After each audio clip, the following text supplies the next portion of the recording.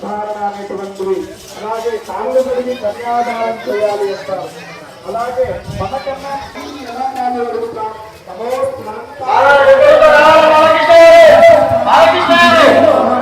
సహస్రం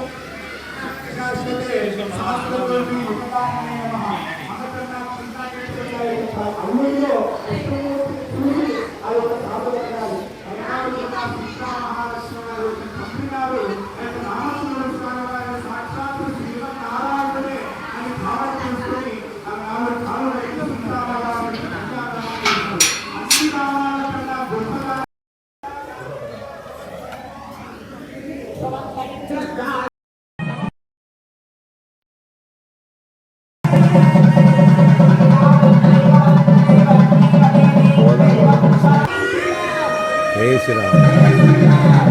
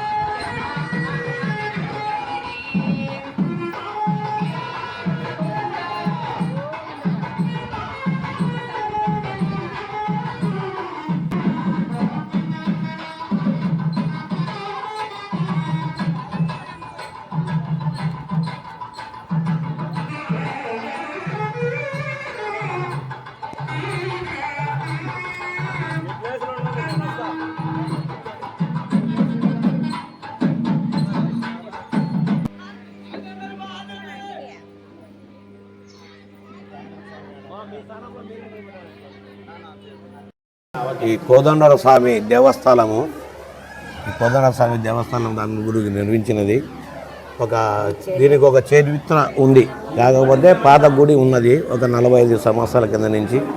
ఆ పాత గుడి తొలగించి కొత్త గుడిని ఏర్పాటు చేయడము జరిగినది. తర్వాత కార్యకర్తలు అందరము మనం కలిసి కమిటీ సభ్యులు కానీ ఒక ఏర్పాటు చేసుకోవడం జరిగినది. కమిటీ జరిగితే ఇలా కమిటీ సభ్యులంతా ఒక చైర్మన్గా నన్ను ఎన్నుకోవడం జరిగింది. ఇక్కడ నాయకుల దగ్గర పోయి మనం గుడి ప్రారంభించగలరు సార్, ఇక్కడ మాకు గుడి ఇక్కడ స్థలం ఉంది గవర్నమెంట్ దగ్గర నుంచి మేము అడిగితే ఒక 20 సెంట్లు ఉంటే మీకు ఒక 13 సెంట్లు దానికి తీసుకోండి అని మన సురేష్ బాబు గారు ఎంఆర్ఓ దగ్గర నుంచి గుడి ఇప్పించినాడు. అది ఎన్నోమెంట్లో మా కమిటీ సభ్యులంతా కలుపుకొని మేము ఎన్నోమెంట్ పెట్టుకున్నాము. ఎన్నోమెంట్ కంటే ఒక 9 మంది ఎన్నోమెంట్ పెట్టుకుంటే అది శాంక్షన్ చేసినారు. దానివల్ల మాకు ఒక 32 లక్షల దాకా వచ్చినది డబ్బులు. ఇంకా రావాల్సింది కూడా కొద్దిగా ఉన్నది.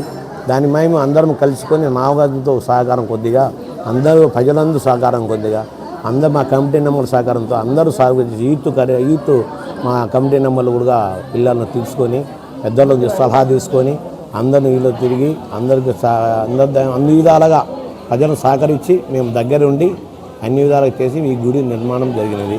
ఈ గుడి చరిత్ర ఏంటంటే ఆలగడ్డ నుంచి మేము గర్భగుడి కట్టించడానికి ఒక నిర్ణయం చేసుకున్నాము. చాలా చరిత్రగా 12 అడుగులు లోపలి వినాము.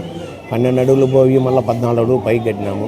అక్కడి నుంచి మనం చెన్నై నుంచి జనాలు పిలిపించి ఇక్కడ పిలిచినాము. అక్కడి నుంచి మనం శిల్పి వాళ్ళని పిలిపించి అక్కడ 14 అడుగులు కట్టి గుడి నిర్మాణం జరిగింది. కానీ ఈ ఐడియాస్ అనే బెండర్గా ఉన్నాను కాబట్టి నాకు ఈ ఐడియాస్ ఉన్నాయి కాబట్టి ఎన్నోమెంట్ వాళ్ళు నాకు అప్పగించడం జరిగింది.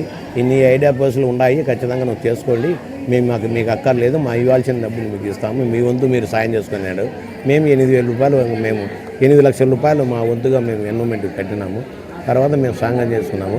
అందరి సహకారంతో ఈ గుడి అయినది కాబట్టి ఆ శ్రీరాముల దయవల్ల రాముల దయవల్ల మేము సౌకర్యం చేసుకున్నామంటే సీతారామస్వామి కళ్యాణం కూడా జరుగుతుంది. ఈ కార్యక్రమం అయిపోయింది. ఈ 3 రోజుల నుంచి కార్యక్రమాలు కూడా జరుగుతూ ఉన్నాము. ఈరోజు అన్నదాన కార్యక్రమం బండల భజన కూడా జరుగుతుంది.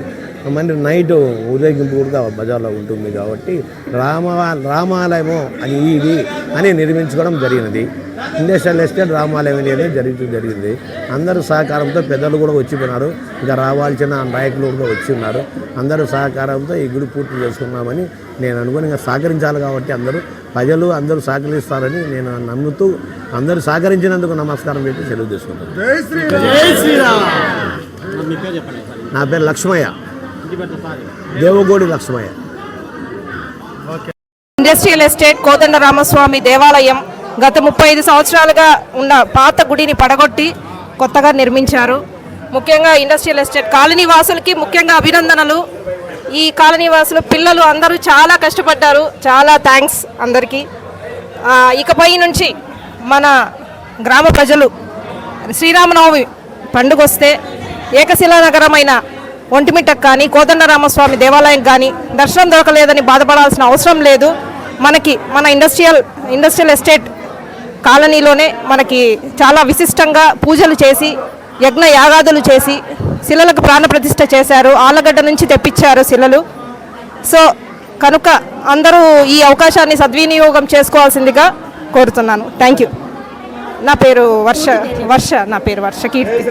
జై శ్రీరామ్, జై శ్రీరామ్, జై శ్రీరామ్, జై శ్రీరామ్, జై శ్రీరామ్, జై శ్రీరామ్, జై శ్రీరామ్. మాట్లాడాలా?